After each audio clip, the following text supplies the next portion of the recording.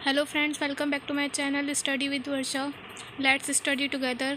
हम वक्र x square 4y और रेखा x equal to 4y minus 2 का क्षेत्रफल ज्ञात करेंगे। आज हम सॉल्व करेंगे। हमें दिया है वक्र x square equal to 4y और रेखा x equal to 4y minus 2। तो x square equal to 4y, क्योंकि हमें पता है ये जो इक्वेशन होती है परवलय की इक्वेशन होती है।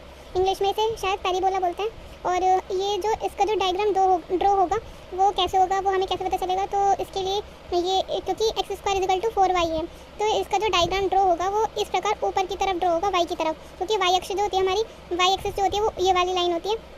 तो इसका जो डायग्राम ड्रॉ होगा वो ऊपर की तरफ ड्रॉ होगा। और हमें ये कैसे पता चला कि ये डायग्राम ऊपर की तरफ ड्रॉ होगा या नीचे की तरफ ड्रॉ होगा, क्योंकि ये जो है 4y प्लस का है। क्योंकि अगर ये पॉजिटिव है 4y तो ऊपर की तरफ ड्रॉ होगा, अगर नेगेटिव होता है, अगर ये माइनस का 4y होता है तो वो नीचे की तरफ ड्रॉ होता।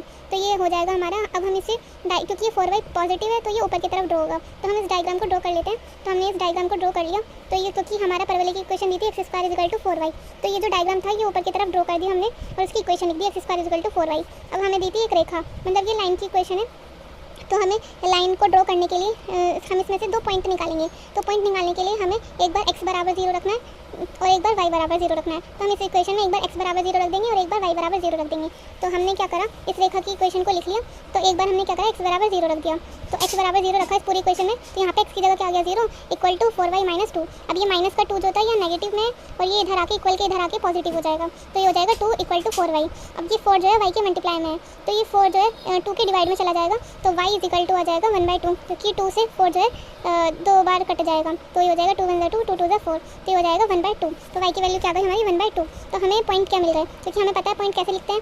पहले x का पॉइंट लिखते हैं, फिर y की वैल्यू लिखते हैं। तो x की वैल्यू कितनी है 0 और y की वैल्यू क्या है 1/2। तो हमारा पॉइंट क्या आ गया, x की वैल्यू कितनी थी 0 और y की वैल्यू कितनी 1/2। तो ये हो गया 0,1/2। अब हम क्या करेंगे, इसमें y बराबर 0 रख देंगे। इस इक्वेशन में, रेखा की इक्वेशन में y बराबर 0 रखेंगे। तो x इज इक्वल टू, क्योंकि यहाँ पे 4y था, अगर y की जगह 0 रखेंगे तो 4 से 0 के मल्टीप्लाई होने के बाद ये 0 हो जाएगा। इस वजह से यहाँ पे क्या आ गया 0 और यहाँ क्या था -2। तो ये हो गया -2। तो x की वैल्यू क्या आ गई हमारी -2। तो हमारा पॉइंट कैसा लिखा जाएगा, -2, 0, क्योंकि x की वैल्यू क्या है -2 और y की वैल्यू क्या है 0। तो हो जाएगा -2, 0। तो हमारा पॉइंट क्या आ गया -2, 0। अब हम इन दोनों पॉइंटों को डायग्राम में ड्रॉ कर देंगे, क्योंकि हमें इनसे घिरा हुआ क्षेत्रफल याद करना है। हमें एरिया फाइंड करना है जो इन दोनों डायग्राम्स में कॉमन आ रहा हो, वही हमें एरिया फाइंड करना है। तो हम क्या करेंगे, एक हमारा पॉइंट था 0,1/2, x की वैल्यू 0 और y की वैल्यू 1/2। तो x की वैल्यू क्या है 0, क्योंकि हमें पता है ये मूल बिंदु होता है 0,0। तो x की वैल्यू क्या हो गई 0 और y की वैल्यू यहाँ पे 1/2। तो हमने यहाँ पे एक पॉइंट बना देंगे। हमने यहाँ पे एक पॉइंट बना दिया जहाँ पे ये 0,1/2 था। अब हमारा दूसरा पॉइंट क्या था, -2, 0, x की वैल्यू -2 और y की वैल्यू क्या है 0। तो x की वैल्यू -2 कहाँ पे होगी, यहाँ पे, और y की वैल्यू क्या है 0। तो मतलब यहीं पे रहेगा ये पॉइंट। हमने एक पॉइंट यहाँ बना दिया। अब इन दोनों पॉइंट को हम स्केल की सहायता से मिला देंगे, ठीक है। अब हमें एरिया फाइंड करने के लिए, क्योंकि ये तो पूरा एरिया आ गया, बट वो एरिया फाइंड करना है जो इन दोनों क्षेत्रफल से घिरा हुआ। तो हम क्या करेंगे, इन दोनों इक्वेशन को सॉल्व कर देंगे जिससे x की वैल्यू निकलेगी। तो हमारे यहाँ पे क्या दिया है, x square equal to 4y, और यहाँ दिया है ये तो हमारी परवलय की इक्वेशन है, और ये दिया हमारी x equal to 4y minus 2। तो हम यहाँ से, क्योंकि 4y माइनस 2 है ना, तो y की जगह हम y की वैल्यू पुट कर देंगे। y की वैल्यू निकलेगी कहाँ से, यहाँ से परवलय की इक्वेशन में से। ये दिया हमारी x square equal to 4y। तो y के मल्टीप्लाई में 4, क्योंकि हमें y की वैल्यू निकालनी है, तो 4 क्या चला जाएगा, डिवाइड में चला जाएगा। तो ये आ जाएगा एक्स स्क्वायर अपॉन 4। तो हम यहाँ एक्स स्क्वायर अपॉन 4 इस वाली इक्वेशन में पुट कर देंगे। हमने क्या करा, ये जो हमारी रेखा की इक्वेशन दी थी x equal to 4y minus 2, तो y की जगह हमने वो वैल्यू पुट कर दी एक्स स्क्वायर अपॉन 4। 4 से 4 कैंसिल हो गया, तो x equal to x square minus 2 ये बचा। अब हम क्या करेंगे, ये जो x है, ये जो x है यहाँ पॉजिटिव है, तो ये इधर आ जाएगा एक्स स्क्वायर की तरफ, तो ये नेगेटिव हो जाएगा। ये हो जाएगा x square minus x minus 2 equal to 0। अब ये हमारी द्विघात इक्वेशन बन गई। अब ये हमारी द्विघात इक्वेशन बन गई। तो अब हम इसे सॉल्व कैसे करेंगे, तो अब हम इसे सॉल्व करेंगे x square minus x minus 2 equal to 0। तो हमने ये देखना है, ये इक्वेशन इस प्रकार सॉल्व होती है। हमारी ये द्विघात इक्वेशन बन गई x square minus x minus 2 equal to 0। तो अब हम इसे सॉल्व कैसे करेंगे, क्योंकि हमें पता है ये जो इक्वेशन होती है इसमें ये इस प्रकार सॉल्व होती है, जो एक्स स्क्वायर होता है उसका कोफिशिएंट और ये जो लास्ट में लिखा होता है, ये लास्ट में जो लिखा होता है उन दोनों की मल्टीप्लाई करते हैं। तो उन दोनों की अगर हम मल्टीप्लाई करेंगे, एक्स स्क्वायर का कोफिशिएंट क्या है, उसका गुणांक क्या है, उसका गुणांक है 1, तो उसकी मल्टीप्लाई में क्या है 1, तो 1 की मल्टीप्लाई करेंगे -2 में। 1 की मल्टीप्लाई अगर हम -2 करेंगे तो हमें ऐसा चाहिए जो मल्टीप्लाई करने पर तो -2 आए और जोड़ मतलब प्लस ऐड करने पर या सब्ट्रैक्ट करने पर, मतलब जोड़ने या घटाने पर -1 आए। और हमें ये कैसे पता चला कि -1 आना चाहिए जोड़ने घटाने पर, क्योंकि जो बीच में जो हमारा लिखा होता है वो हमें जोड़ने घटाने पर आना चाहिए, और जो मतलब एक्स स्क्वायर का कोफिशिएंट और जो लास्ट में लिखा होता है उन दोनों की मल्टीप्लाई करने पर जो भी आता है वो मल्टीप्लाई करके आना चाहिए, और जो मतलब बीच में लिखा होता है एक्स का जो कोफिशिएंट होता है वो हमारा ऐड या सब्ट्रैक्ट करके आना चाहिए। तो इसके जो वो बनेंगे, इसके हमें फैक्टर बनाने पड़ेंगे। और फैक्टर कैसे बनेंगे, अगर हम -2 और 1 की मल्टीप्लाई कर देंगे, -2 और 1 की मल्टीप्लाई कर देंगे तो हमारा क्या आ जाएगा -2, और -2 में +1 ऐड कर देंगे तो क्या आ जाएगा -1। और यही हमें चाहिए था, क्योंकि मल्टीप्लाई करके -2 आना चाहिए और ऐड या सब्ट्रैक्ट करके हमारा -1 आना चाहिए। तो हमारा क्या आ गया, -2 और +1। क्योंकि अगर -2 और +1 की अगर हम मल्टीप्लाई कर रहे हैं, -2 और 1 की मल्टीप्लाई कर रहे हैं तो -2 आ रहा है, और -2 और +1 की -2 और 1 को ऐड कर रहे हैं तो -1 आ रहा है। तो अगर मल्टीप्लाई कर रहे हैं तो -2 आ रहा है और ऐड कर रहे हैं तो -1 आ रहा है। तो इसके जो वो बनेंगे फैक्टर वो आएंगे -2x और +x। तो हम यहाँ लिख देंगे -2x और +x, क्योंकि हमें पता चल गया कि -2 और 1 को अगर हम ऐड करेंगे तो -1 आएगा, और हमें यहाँ पे -1 ही चाहिए था, और इन दोनों की मल्टीप्लाई करेंगे तो -2 आएगा। तो हमने क्या लिखा, इसके फैक्टर लिख दिए -2x + x। तो x² -2x + x -2। अब इनमें से जो कॉमन आ रहा है वो हम कॉमन ले लेंगे। यहाँ पे x² है और यहाँ पे -2x है, तो हम यहाँ पे भी x है और यहाँ पे भी x है, तो हम यहाँ पे x क्या करेंगे, कॉमन ले लेंगे। तो यहाँ पे x² था तो यहाँ पे क्या बचेगा, एक x बचेगा, और यहाँ से एक x कॉमन आ गया तो यहाँ पे क्या बचेगा, सिर्फ 2 बचेगा। तो ये हो जाएगा x - 2। और यहाँ पे x - 2 में से हम क्या कॉमन लेंगे, क्योंकि हमें पता है यहाँ पे भी 1 से मल्टीप्लाई हो रही है, यहाँ पे भी 1 से। हम ये तो मान ही सकते हैं ना कि x की 1 से मल्टीप्लाई हो रही है और 2 की भी 1 से मल्टीप्लाई हो रही है। तो हम यहाँ से क्या करेंगे, 1 कॉमन ले लेंगे। अगर कुछ भी कॉमन नहीं आ रहा तो हम 1 कॉमन ले सकते हैं, क्योंकि 1 की तो किसी से भी मल्टीप्लाई करेंगे तो सिर्फ वही आएगा। तो हमने यहाँ से 1 कॉमन ले लिया। तो ये ब्रैकेट में क्या बचा, x - 2 = 0। तो अब हमारा क्या आ जाएगा, एक ब्रैकेट में आ जाएगा x + 1 और एक ब्रैकेट में आ जाएगा, क्योंकि x - 2 यहाँ पे भी, x - 2 यहाँ पे भी, तो ये आ जाएगा x - 2 = 0। तो अब ये दोनों इक्वल 0 के इक्वल हैं, तो ये x + 1 = 0। मतलब जब हम इसे 0 के इक्वल रखेंगे तो ये 0 के जब उधर जाएगा तो ये -1 बन जाएगा, और -2 अगर इक्वल 0 ये 0 के इक्वल है, अगर इक्वल के उधर जाएगा तो ये +2 बन जाएगा। तो x की वैल्यू जो आ जाएगी हमारी आ जाएगी वो -1, 2 आ जाएगी। तो हम इन दोनों वैल्यू को अपने डायग्राम में ड्रॉ कर लेंगे। तो x की वैल्यू एक तो बताई -1, एक तो बताइए x की वैल्यू -1 और एक +2। तो x की वैल्यू हमारी कहाँ है, -1 यहाँ पे और +2 यहाँ पे। तो यहाँ से हम एक लाइन ड्रॉ कर लेंगे इस प्रकार। ये जो लाइन आ रही है ना, और ये परवल आ रहा है, इस पर ड्रॉ कर लेंगे एक लाइन यहाँ और एक लाइन यहाँ ड्रॉ कर लेंगे। हमारी ये एक लाइन हमने यहाँ पे ड्रॉ कर ली।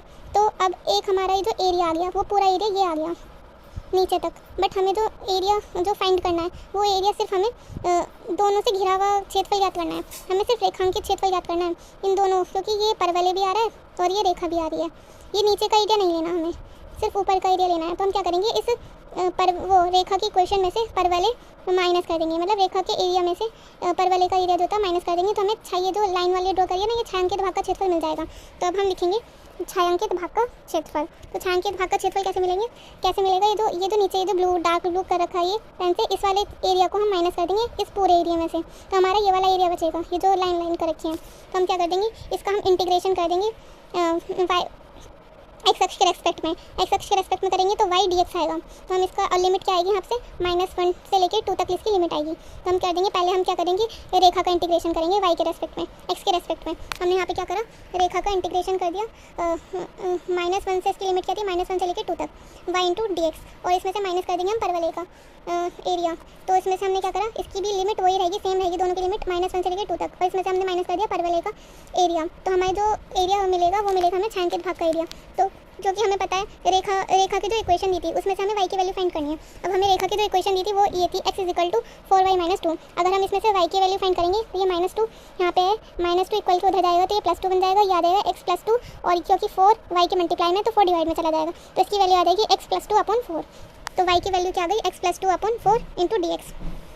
ऐसे हमें परवलय की जो इक्वेशन दी थी उसमें से y की वैल्यू निकालनी है। तो परवलय की इक्वेशन क्या थी हमारी, x² = 4y। अब हमें इसमें से y की वैल्यू निकालनी है, तो ये क्या हो जाएगा, x²/4।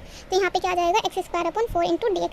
अब हम इसका क्या करेंगे, इंटीग्रेशन कर देंगे, क्योंकि इसमें 1/4, क्योंकि 1/4 कांस्टेंट है तो वो तो बाहर आ जाएगा।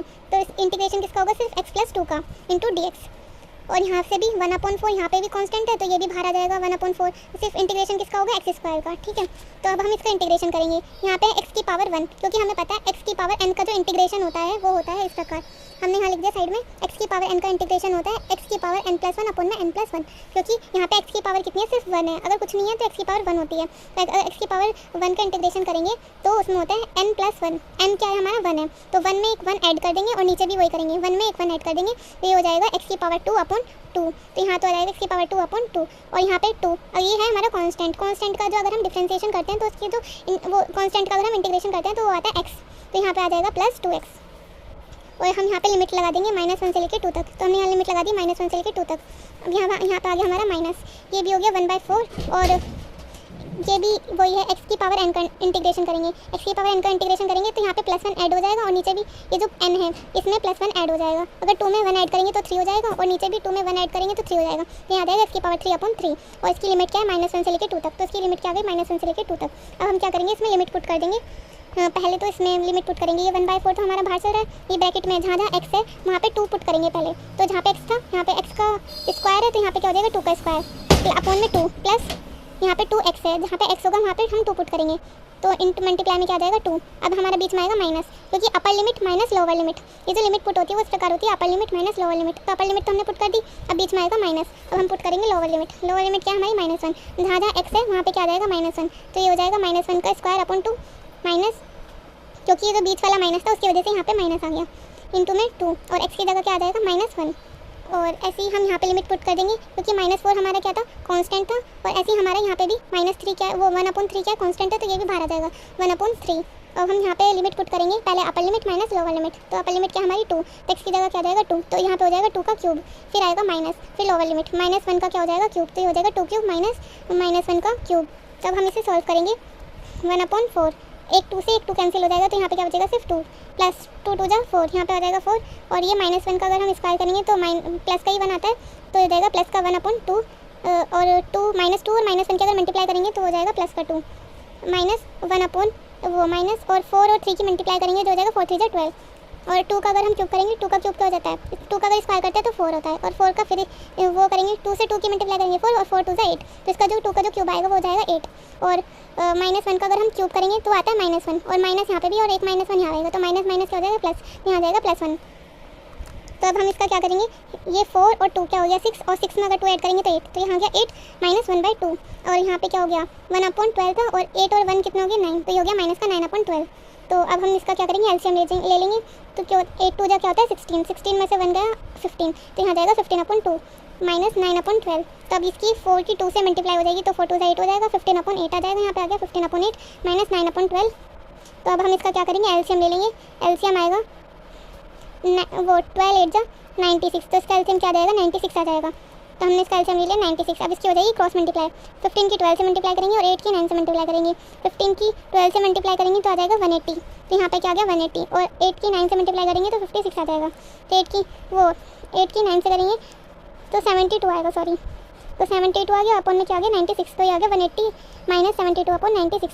तो अब हम इसे माइनस कर देंगे, यहाँ से 10 में से 2 जाएगा तो क्या बचेगा 8 और 7 में से 7 जाएगा तो क्या बचेगा 0 और आ जाएगा 1, तो ये हो जाएगा 108/96, तो ये हो जाएगा 108/96। तो अब हम इसे 2 से काट देंगे, ये हो जाएगा 2 चौक 8 और ये हो जाएगा 2 8 16 और ये क्या हो जाएगा ऊपर वाला कैसे कटेगा 2 5 10 और ये 2 चौक 8, फिर 2 से काट देंगे, हो जाएगा 2 दूनी 4 और ये हो जाएगा 2 चौक 8 और ये हो जाएगा 2 दूनी 4 और ये हो जाएगा 2 7 14।